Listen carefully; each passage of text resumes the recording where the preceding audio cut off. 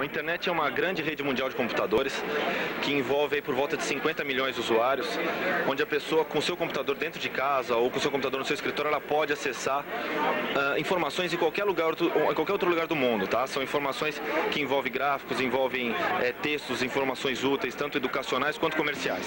Já pensou você em conexão com um monte de computadores do mundo todo? Pois é, mas daqui do Brasil isso é um pouco complicado. Como tudo, é claro. E a gente só consegue isso via Embratel e meses de espera numa fila com 50 mil pessoas na mesma situação. Mas agora a coisa vai mudar. Pelo menos é o que promete a AMS Editora. Porque, na verdade, a comunicação com a internet global é feita via satélite, né? Então a pessoa ela não precisa fazer uma ligação telefônica para outro lugar, tá? Ela faz uma ligação até o seu provedor de acesso e a partir daí o provedor de acesso vai conectar os outros lugares do mundo. O custo dessa operação sai para o usuário R$ 42 por mês, que pode usar 12 horas de internet por 30 dias. Esse é um custo que se assemelha muito ao custo dos Estados Unidos, tá? É uma plataforma um pouco mais alta, tá? Então, uma plataforma um pouco mais alta, mas a tendência dele é baixar com a melhora do sistema, tá? Você ainda deve estar perguntando para que serve essa tal internet. Pois é. Nela você pode fazer compras, ver quadros de pintores famosos espalhados por museus da Europa e até viajar pelo mundo. Se tudo isso ainda não te convenceu, saiba que essa internet vai ser um dos principais meios de informação nos próximos anos.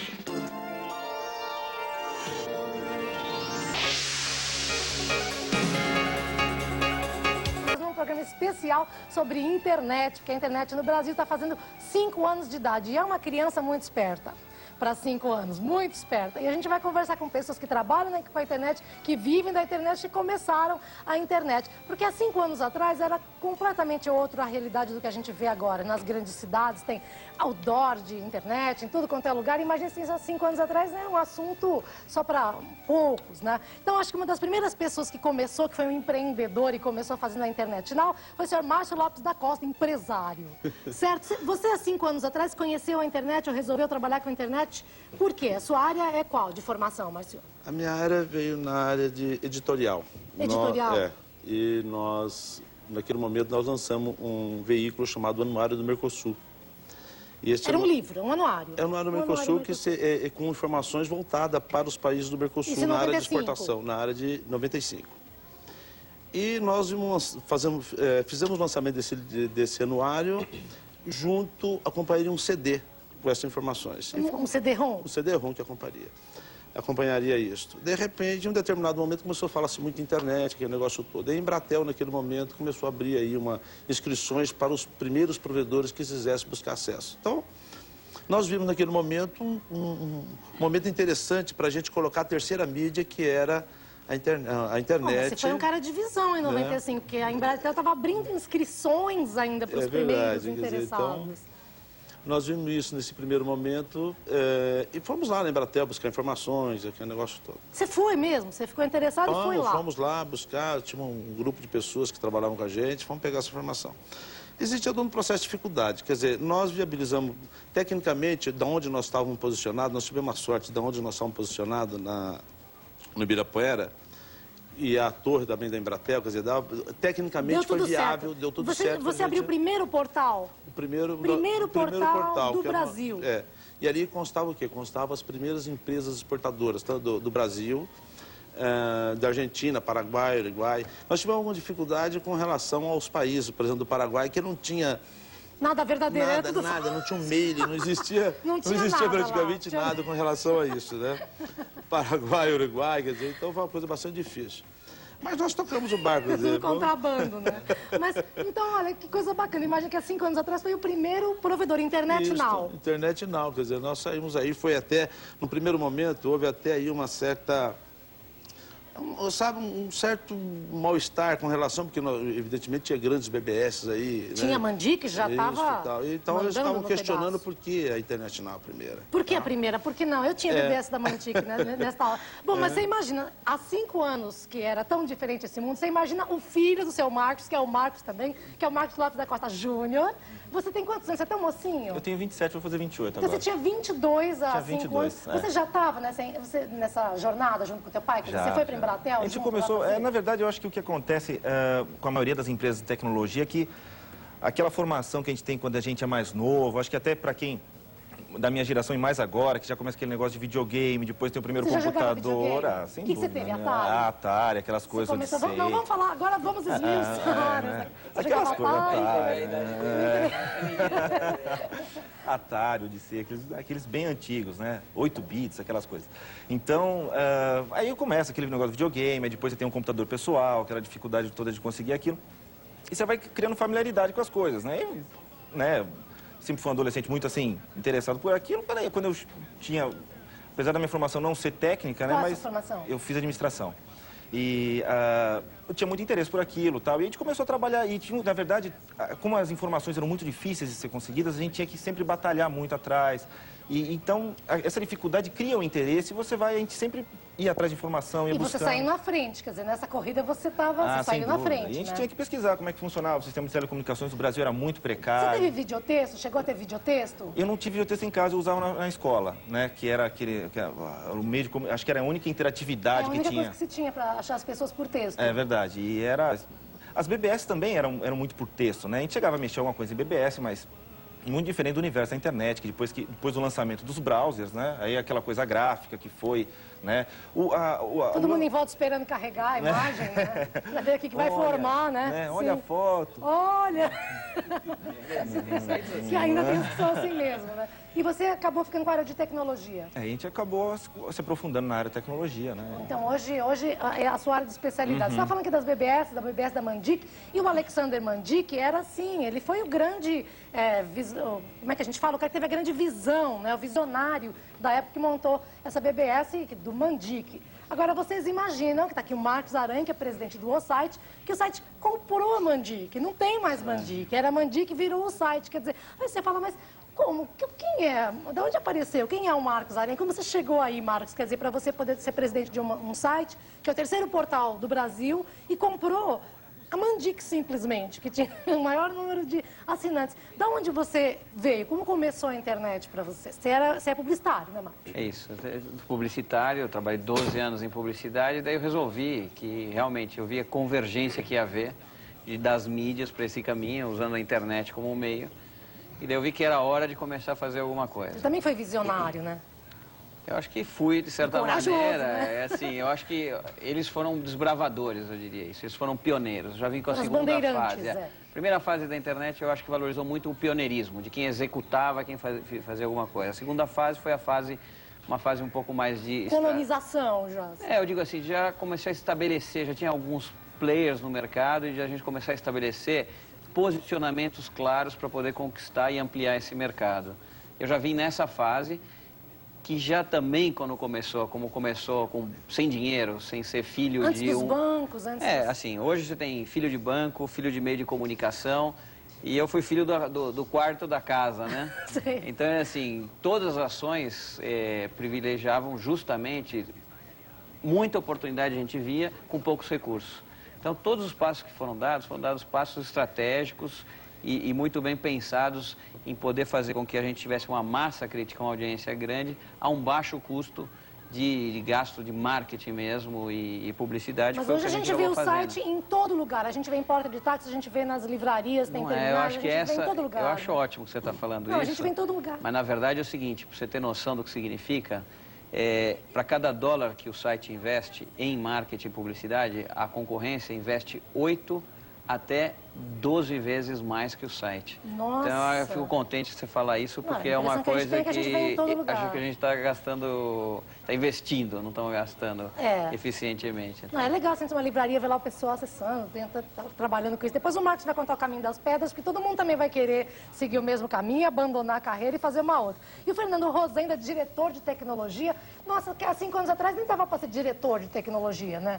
era uma coisa um pouquinho mais complicada. Você já do veio que da área de informática? Sim, eu sempre trabalhei na área de informática. Sempre há quanto tempo? Sempre, Sempre. desde 1988. 89, 88, então o que você trabalha? Você trabalhava onde, fazendo o quê? Eu trabalhei em software houses, desenvolvendo software no início, e depois eu migrei para a área de redes de computadores, quando essas redes começaram a se tornar comuns nas empresas. As pessoas entendem o que você faz na sua família? As pessoas, assim, elas sabem exatamente o que você faz ou elas não compreendem muito bem, assim, a sua atividade? Não, acho que em relação à paz, já é um pouco mais difícil, se bem que hoje eles já estão bem mais habituados com essa vida de internet, de redes, essas coisas. Mas acho que é um pouco mais difícil para eles. É porque né? é meio longe para poder entender, né? Que tipo de software você desenvolve? Quando a gente fala assim, o iSeek, esses comunicadores instantâneos, são garotos que fazem. O iSeek o deixou milionário, eram 2 garotos de Israel que fizeram e criaram uma coisa maravilhosa. Você cria coisas assim que você patenteia ou você cria para a empresa e a empresa é dona da sua criação?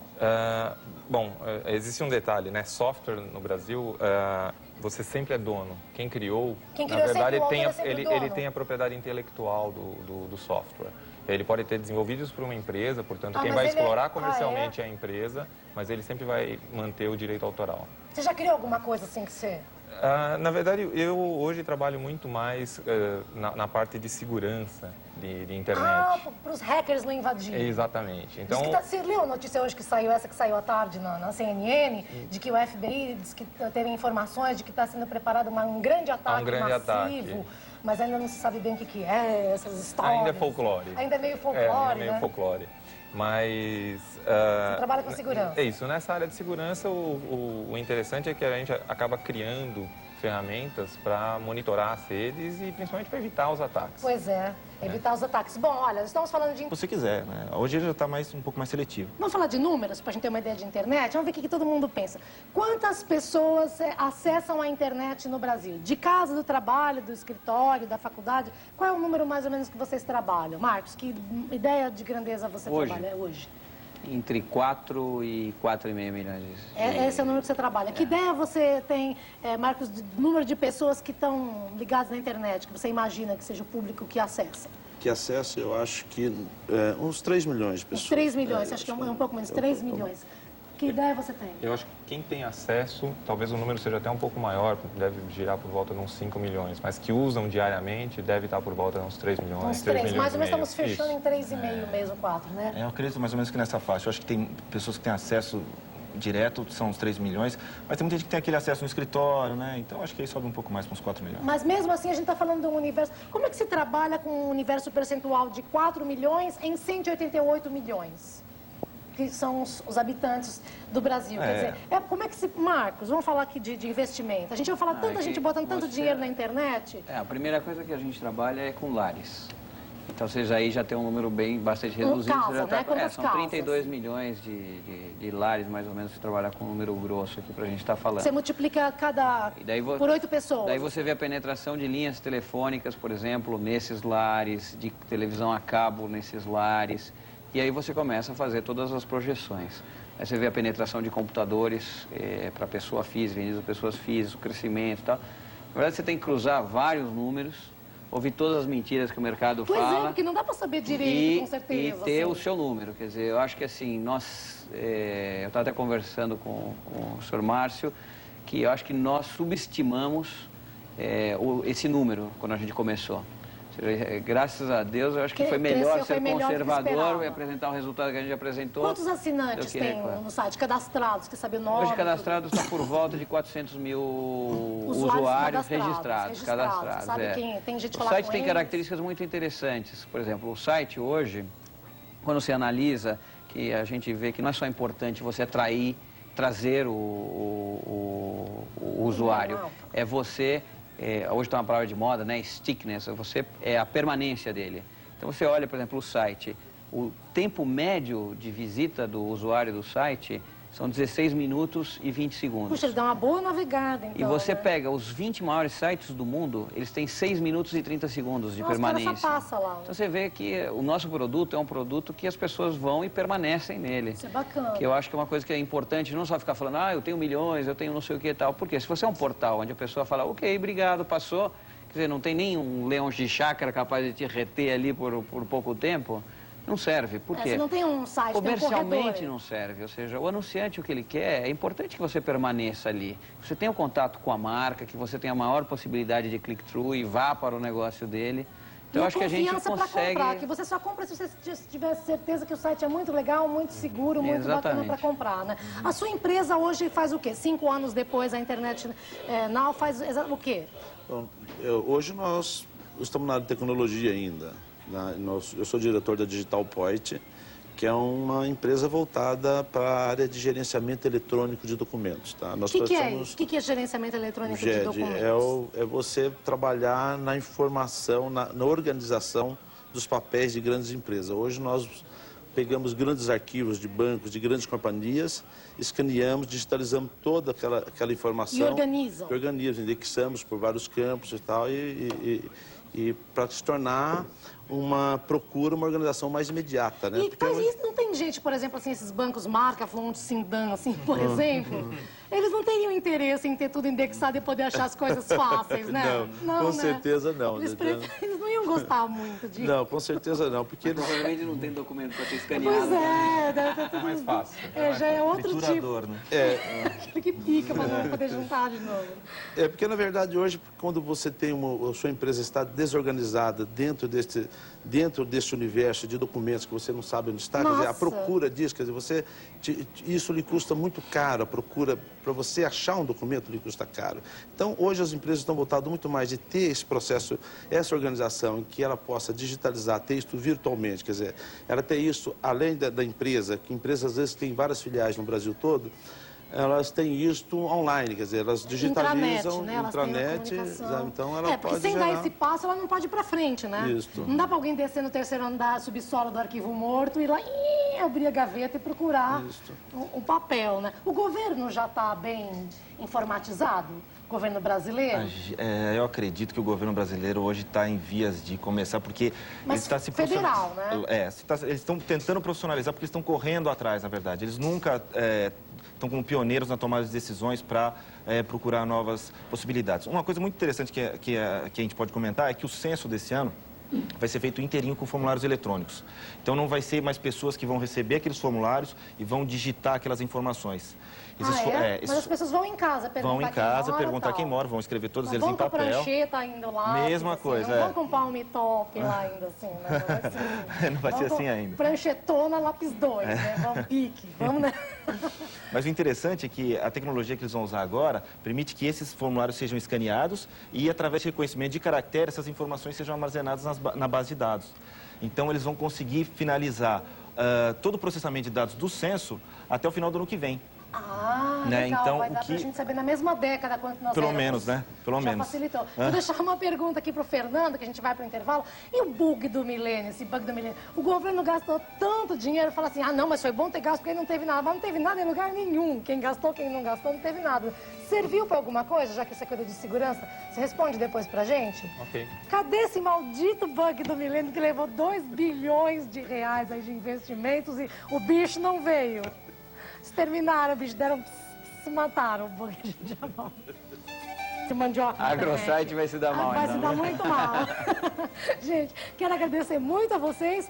Parabéns por serem pioneiros. E em comemoração a esses 5 anos da internet, a gente espera que a gente possa democratizar a internet e que todo mundo possa ter acesso à internet no Brasil e não seja uma coisa elitizada. Se um dia a gente conseguir trabalhar para esse país não ser tão injusto socialmente, mas a gente trabalha para isso todo dia. Obrigada, gente. Bom fim de semana.